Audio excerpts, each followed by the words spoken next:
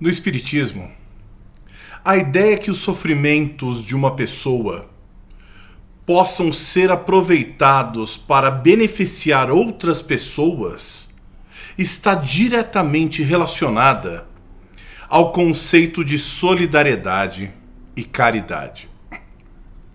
Aqui a gente está falando do bem sofrer, de quando a gente dedica o nosso esforço, as nossas privações e tudo aquilo que a gente consegue entregar para o outro, sem esperar algo em troca, mas em benefício do outro. Como, por exemplo, quando a gente se esforça tanto, trabalha tanto, aguenta jornadas intensas para poder colocar comida dentro de casa. Ou então se esforça muito para conseguir pagar os estudos do nosso filho, da nossa filha. Ou para ajudar alguém que precisa. Nós aqui na doutrina espírita, graças a Deus, todos nós somos interdependentes e estamos conectados um com os outros por uma teia de relações. As relações, elas não são simples, elas são complexas. Mas é importante que a gente nunca perca a visão da caridade, de ajudar o próximo. Dessa forma, o que eu quero dizer é que os sofrimentos de uma pessoa, eles podem ser aproveitados para gerar aprendizado e crescimento, não apenas para nós que estamos sofrendo, mas também para as outras pessoas que convivem conosco e aprendem com a nossa história. Quantas vezes nós não aprendemos observando o outro? Quantas lições nós não aprendemos com grandes personalidades e que dedicam a vida inteira em benefício do outro?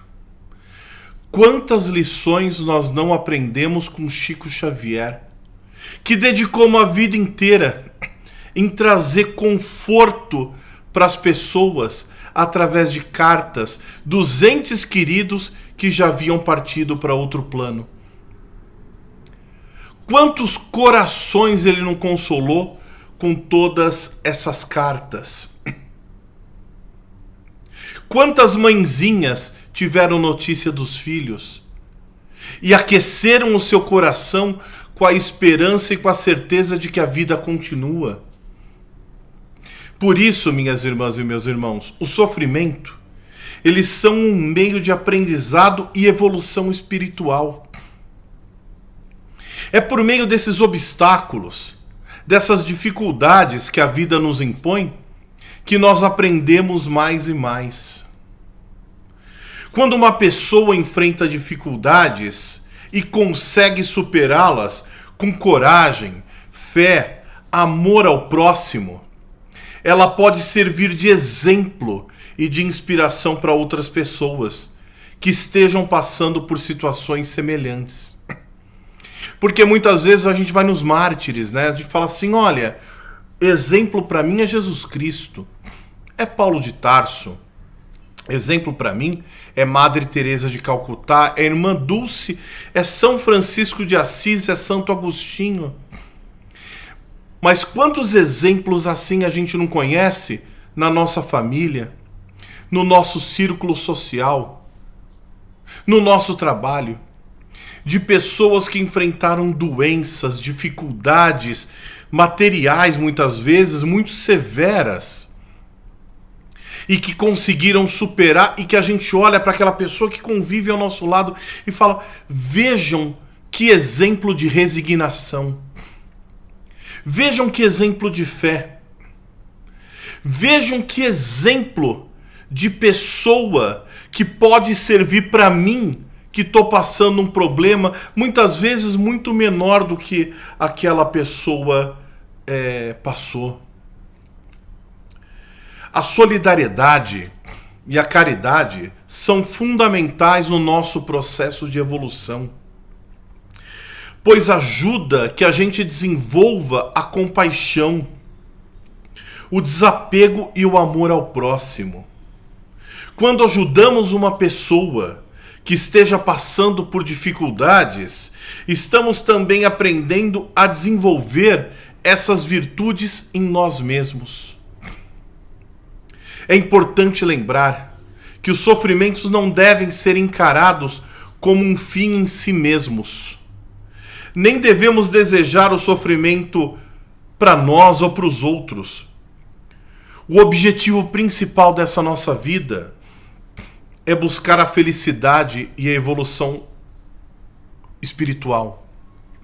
O sofrimento, as dificuldades, são apenas um meio para que a gente alcance esses objetivos. E muitas vezes, esses sofrimentos, eles são tão acentuados, eles são tão difíceis da gente superar, que a gente acha que o sacrifício da própria vida é o único meio de acabar com eles. Só que o sacrifício da nossa própria vida é um ato que pode ter consequências muito complicadas na nossa vida após essa vida.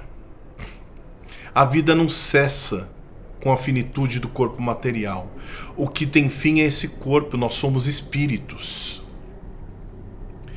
E dependendo das intenções e das circunstâncias em que a gente optou pelo sacrifício da própria vida, ou seja, falando em palavras muito claras, pelo suicídio, as consequências elas podem ser terríveis.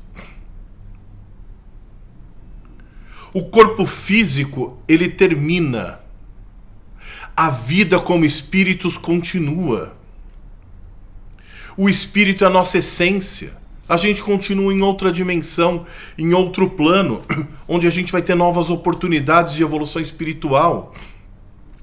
Só que alguém que sacrifica a própria vida por um ideal, ou porque está sofrendo, ou porque não aguenta mais os obstáculos que são impostos na sua vida, ela tem consequências terríveis. É muito diferente quando a gente sacrifica a própria vida em favor do outro. Um exemplo muito claro. Um filho está se afogando. Eu sei que para salvá-lo, eu vou ter que me jogar. E possivelmente, eu consiga salvá-lo, mas eu não consigo me salvar. Mas eu estou sacrificando a minha vida pela vida dele. É um ato de amor. Mesmo que pensado desse jeito, é um ato de amor. Não vai ter as consequências do suicídio. Muitas vezes nós acabamos com a nossa saúde. De tanto que a gente trabalha, se esforça, não descansa. E a gente esgota todas as nossas forças para colocar comida dentro de casa, para manter as crianças estudando, para que a nossa família tenha o mínimo para subsistência, mas a gente acaba com a saúde. É por um bem comum. É por amor. É diferente de quando eu interrompo a minha vida porque eu tive uma desilusão amorosa, ou porque eu não aguento mais os problemas, ou porque de repente eu não vejo mais prazer na vida.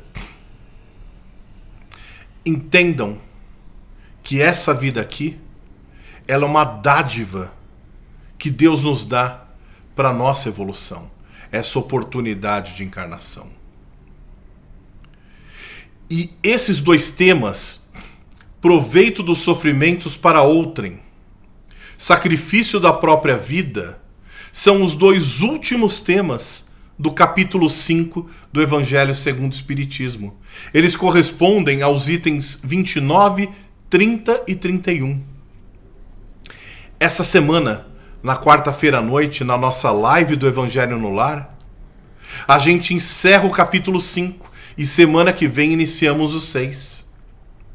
Com esses dois temas super importantes e que vai exigir de todos nós uma reflexão muito importante do que a gente está fazendo aqui, do que está contribuindo para a nossa evolução na vida espiritual e de como a gente está contribuindo com a evolução dos nossos irmãos que necessitam demais da nossa ajuda. Por isso, minhas irmãs e meus irmãos, eu espero todos vocês na quarta-feira, às 20 horas, quando a gente vai fazer a nossa live do Evangelho no Lar, como fazemos todas as quartas. Tá bom?